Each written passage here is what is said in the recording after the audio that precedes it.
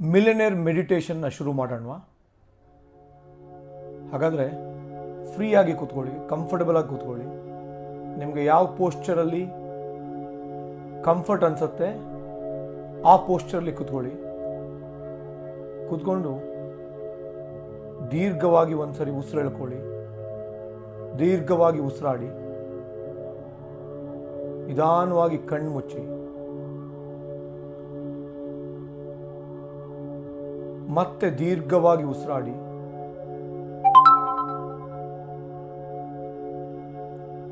ಮತ್ತೊಮ್ಮೆ ದೀರ್ಘವಾಗಿ ಉಸಿರಾಡಿ.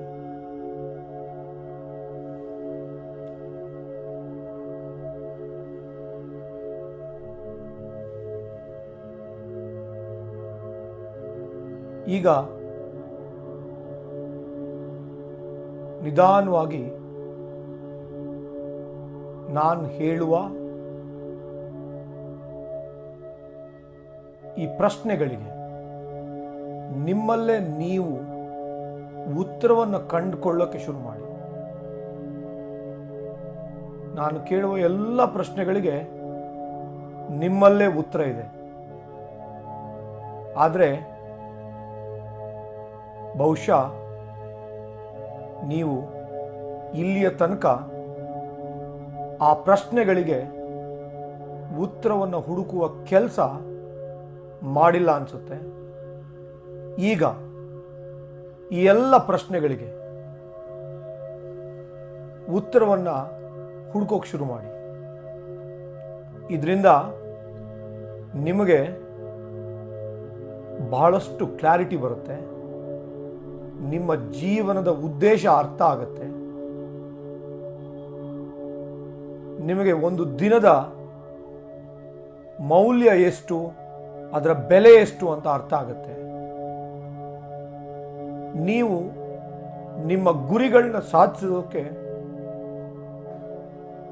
ಎಲ್ಲ ತರಹದ ಪ್ರಯತ್ನ ಮಾಡ್ತೀರಿ. ಹಾಗಾದ್ರೆ ಮೊದಲನೆಯ ಪ್ರಶ್ನೆ, ನೀವೀಗ ಎಲ್ಲಿದ್ದೀರಿ? ಎಲ್ಲಿದ್ದೀರಿ ಅಂದ್ರೆ ನಿಮ್ಮ ಬ್ಯಾಂಕ್ ಬ್ಯಾಲೆನ್ಸ್ ಎಷ್ಟಿದೆ, ನಿಮ್ಮ ನೆಟ್ವರ್ತ್ ಎಷ್ಟಿದೆ,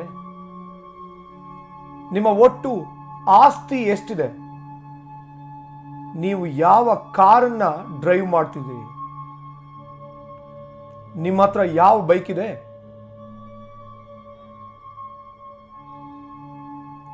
ಎಲ್ಲಿ ವಾಸವಾಗಿದ್ದೀರಿ, ಸ್ವಂತ ಮನೆನಾ, ಬಾಡಿಗೆ ಮನೆನಾ, ಸಣ್ಣ ಮನೆನಾ, ದೊಡ್ಡ ಮನೆನಾ, ನೀವೆಲ್ಲಿದ್ದೀರಿ? ನಿಮ್ಮ ತಿಂಗಳ ದುಡಿಮೆ ಎಷ್ಟು, ನಿಮ್ಮ ಒಂದು ಗಂಟೆಯ ಮನಿ ವ್ಯಾಲ್ಯೂ ಎಷ್ಟು, ನಿಮಗೆ ಒಂದು ಗಂಟೆಯ ದುಡಿಮೆ ಎಷ್ಟು? ನಿಮ್ಮನ್ನು ನೀವು ಈ ಪ್ರಶ್ನೆಗಳನ್ನ ಕೇಳ್ಕೊಳ್ಳಿ. ಇದಕ್ಕೆ ಉತ್ತರ ನಿಮ್ಮ ಹತ್ರನೇ ಇದೆ. ನಿಮಗೆ ಗೊತ್ತುಂಟು ನಿಮ್ಮ ಬ್ಯಾಂಕಲ್ಲಿ ಎಷ್ಟು ದುಡ್ಡಿದೆ ಅಂತ. ನಿಮಗೆ ಗೊತ್ತುಂಟು ನಿಮ್ಮ ಒಟ್ಟು ಆಸ್ತಿಯ ಬೆಲೆ ಎಷ್ಟು ಅಂತ. ನಿಮಗೆ ಗೊತ್ತುಂಟು ನೀವು ಯಾವ ಕಾರ್ನ ಡ್ರೈವ್ ಮಾಡ್ತಿದ್ದೀರಿ ಅಂತ. ನಿಮಗೆ ಗೊತ್ತುಂಟು ನಿಮ್ಮ ಹತ್ರ ಯಾವ ಬೈಕ್ ಇದೆ ಅಂತ. ನಿಮಗೆ ನಿಮ್ಮ ಮನೆ ಯಾವ ಪರಿಸ್ಥಿತಿಯಲ್ಲಿದೆ ಅಂತ ಗೊತ್ತುಂಟು. ನಿಮಗೆ ನಿಮ್ಮ ತಿಂಗಳ ದುಡಿಮೆ ಎಷ್ಟು ಅಂತ ಗೊತ್ತುಂಟು. ಹಾಗಾದ್ರೆ ನಿಮಗೆ ನಿಮ್ಮ ಈಗಿನ ಪರಿಸ್ಥಿತಿ, ನೀವು ಎಲ್ಲಿದ್ದೀರಿ ಅಂತ ಅರ್ಥ ಆದ್ಮೇಲೆ ನಿಮ್ಮನ್ನು ನೀವು ಕೇಳ್ಕೊಳ್ಬೇಕಾಗಿರುವ ಎರಡನೇ ಪ್ರಶ್ನೆ, ನೀವು ಹೇಗೆ ಇಲ್ಲಿಗೆ ತಲುಪಿದ್ರಿ? ನೀವು ಈ ಸ್ಥಿತಿಗೆ ತಲುಪೋದಕ್ಕೆ ಏನು ಕಾರಣ ಆಯಿತು? ನಿಮಗೆ ನಿಮ್ಮ ಈಗಿನ ಸ್ಥಿತಿಗತಿಯ ಬಗ್ಗೆ ಖುಷಿ ಇದ್ರೆ ನೀವು ನಿಮ್ಮನ್ನು ಕೇಳ್ಕೊಳ್ಳಿ, ನೀವು ಮಾಡಿರುವ ಒಳ್ಳೆ ಕೆಲಸಗಳು ಏನು? ನೀವು ಮಾಡಿರುವ ಯಾವ ಒಳ್ಳೆ ಕೆಲಸಗಳಿಂದ ನೀವು ಇವತ್ತು ಒಳ್ಳೆಯ ಸ್ಥಿತಿಯಲ್ಲಿದ್ದೀರಿ?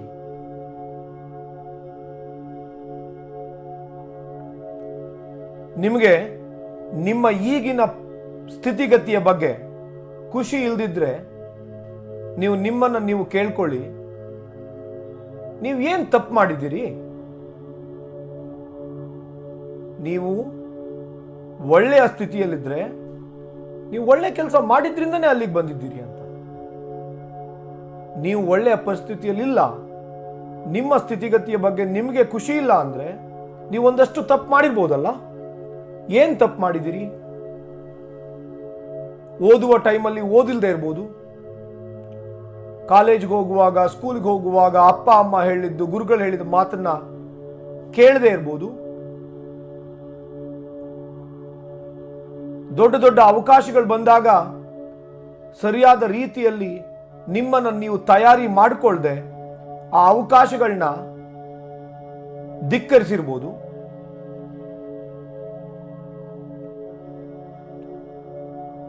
ನಿಮಗೆ ಕೆಲಸ ಮಾಡುವ ಅವಕಾಶ ಸಿಕ್ಕಿದಾಗ ಸರಿಯಾಗಿ ಕೆಲಸ ಮಾಡದೆ ಅವಕಾಶಗಳನ್ನ ಕಳ್ಕೊಂಡಿರ್ಬೋದು. ಕಲಿಯೋದಕ್ಕೆ ಅವಕಾಶ ಇದ್ದಾಗ ಕಲಿದೆ ಸಮಯ ವ್ಯರ್ಥ ಮಾಡಿರ್ಬೋದು.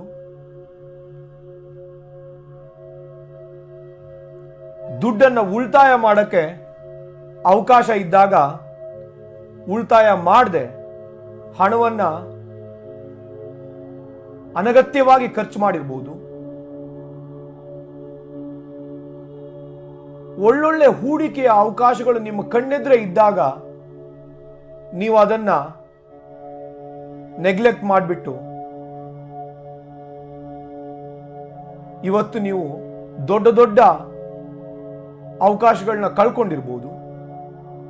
ಯಾರೋ ನಿಮಗೆ ಬಹಳ ಕಡಿಮೆ ಬೆಲೆಗೆ ಎಲ್ಲೋ ಸೈಟ್ ಇದೆ ಕೊಂಡ್ಕೊಳ್ಳಿ ಅಂತ ಹೇಳಿರ್ತಾರೆ. ನೀವು ಅದನ್ನ ಅಂದಾಜಿಸದೆ, ಅದ್ರ ಬಗ್ಗೆ ಹೆಚ್ಚಾಗಿ ತಿಳ್ಕೊಳ್ದೆ, ಅವರ ಪ್ರಪೋಸಲ್ನ ರೆಫ್ಯೂಸ್ ಮಾಡಿರ್ತೀರಿ, ರಿಜೆಕ್ಟ್ ಮಾಡಿರ್ತೀರಿ. ಇವತ್ತು ಆ ಸೈಟಿನ ಬೆಲೆ ಬಹಳ ಆಗಿರುತ್ತೆ. ಹೀಗೆ ನೀವು ಬಹಳಷ್ಟು ತಪ್ಪು ಮಾಡಿರ್ಬೋದು. ನೀವು ಸಾಲ ತಗೊಳ್ಳುವಾಗ ತಪ್ಪು ಮಾಡಿರ್ಬೋದು, ಸಾಲ ತಗೊಂಡು ಮದುವೆ ಆಗಿರ್ಬೋದು, ಸಾಲ ತಗೊಂಡು ಅನಗತ್ಯ ಖರ್ಚುಗಳನ್ನ ಮಾಡಿರ್ಬೋದು. ನೀವು ಅನಗತ್ಯ ಖರ್ಚುಗಳನ್ನ ಮಾಡಿ ನಿಮ್ಮ ಹಣಕಾಸಿನ ಸ್ಥಿತಿಯನ್ನ ಇವತ್ತು ಈ ಮಟ್ಟಕ್ಕೆ ತಂದುಕೊಂಡಿರ್ಬೋದು. ಸೊ ಹಾಗಾದ್ರೆ ಮತ್ತೊಮ್ಮೆ ಎಲ್ಲ ಈ ಪ್ರಶ್ನೆಗಳಿಗೆ ನೀವು ಉತ್ತರ ಹುಡುಕಿ.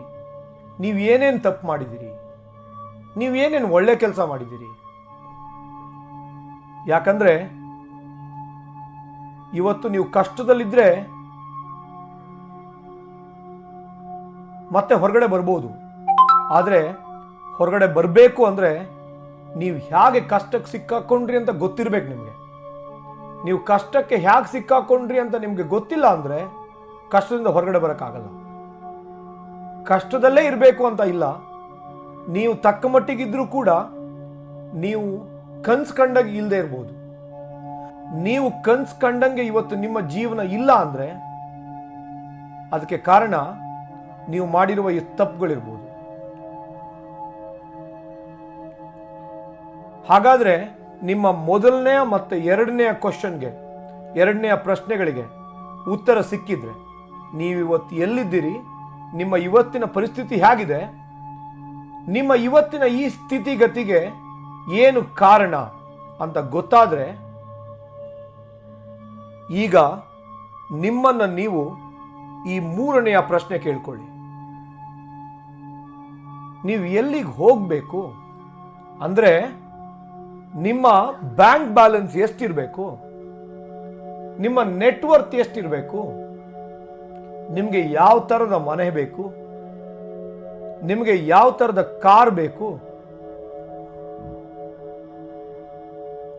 ನಿಮ್ಮ ಮಕ್ಕಳಿಗೆ ಯಾವ ಥರದ ಎಜುಕೇಶನ್ ಕೊಡಿಸ್ಬೇಕು, ನೀವು ಯಾವ ಏಜಿಗೆ ರಿಟೈರ್ ಆಗಬೇಕು,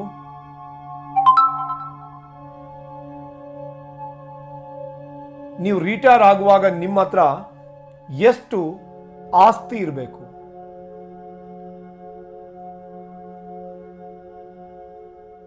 ನೀವು ಕನಸು ಕಾಣದಿದ್ರೆ ನಿಮ್ಗದು ದಕ್ಕಲ್ಲ.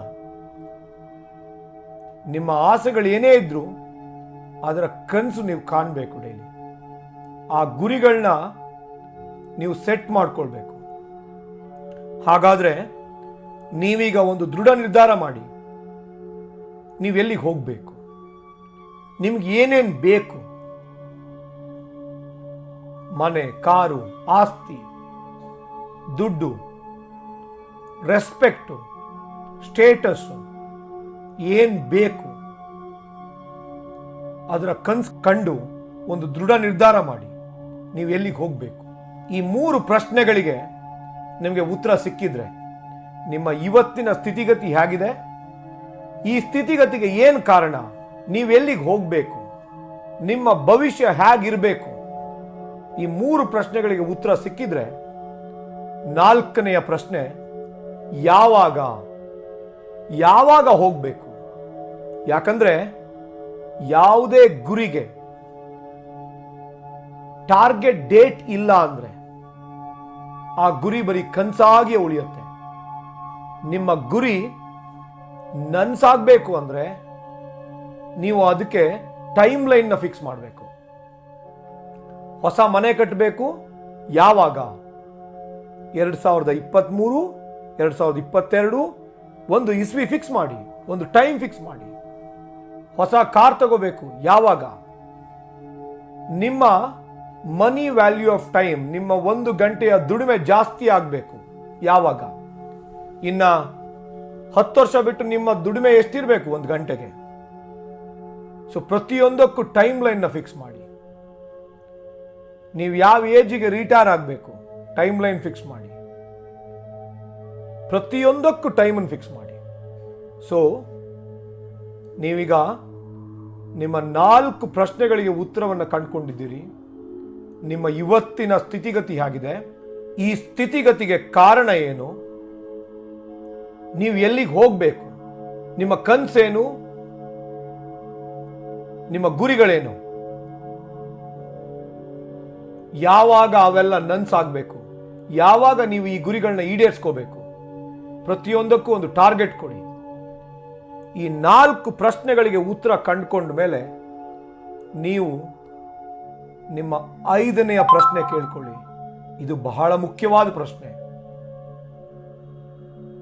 ನೀವಿವತ್ತು ಮಲಗುವ ಮುನ್ನ ಏನೇನು ಮಾಡಬೇಕು, ನಿಮ್ಮ ಆಸೆಗಳೆಲ್ಲ ಈಡೇರಬೇಕು, ನಿಮ್ಮ ಗುರಿಗಳೆಲ್ಲ ಈಡೇರಬೇಕು, ನಿಮ್ಮ ಕನಸುಗಳೆಲ್ಲ ನನ್ಸಾಗಬೇಕು ಅಂದ್ರೆ ಇವತ್ತು ನೀವು ಮಲಗುವ ಮುನ್ನ ಏನ್ ಮಾಡಬೇಕು, ಏನ್ ಸಾಧನೆ ಮಾಡಬೇಕು, ನಿಮ್ಮ ಸಮಯವನ್ನ ವ್ಯರ್ಥ ಮಾಡದೆ ನೀವೇನ್ ಮಾಡಬೇಕು, ಏನು ಕಲಿಬೇಕು, ಎಷ್ಟು ದುಡಿಮೆ ಮಾಡಬೇಕು, ಎಷ್ಟು ಅನಗತ್ಯವಾದ ಖರ್ಚುಗಳನ್ನ ಕಡಿಮೆ ಮಾಡಬೇಕು, ಎಷ್ಟು ಹಣವನ್ನು ಉಳಿತಾಯ ಮಾಡಬೇಕು, ಎಲ್ಲಿ ಹೂಡಿಕೆ ಮಾಡಬೇಕು, ಅಥವಾ ನಿಮ್ಮ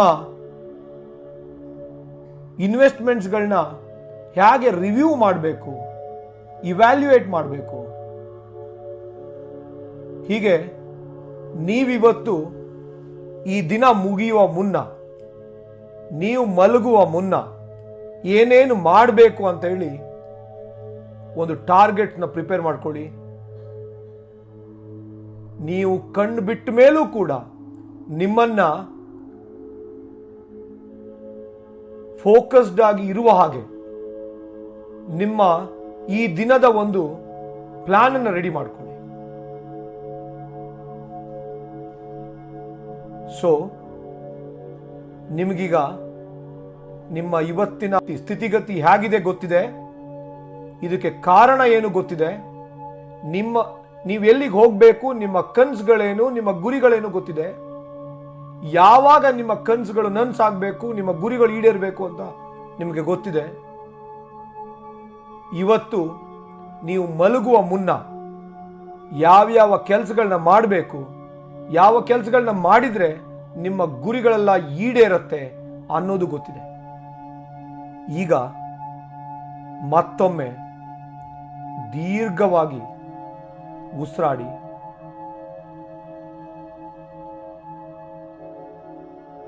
ಮತ್ತೆ ದೀರ್ಘವಾಗಿ ಉಸಿರಾಡಿ.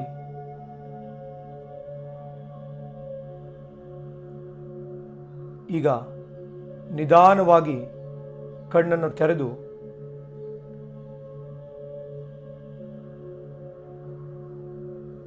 ಫಿನಾನ್ಷಿಯಲ್ ಫ್ರೀಡಮ್ನ ಸಾಧಿಸೋಕೆ ಶುರು ಮಾಡಿ. ಒಳ್ಳೆಯದಾಗಲಿ.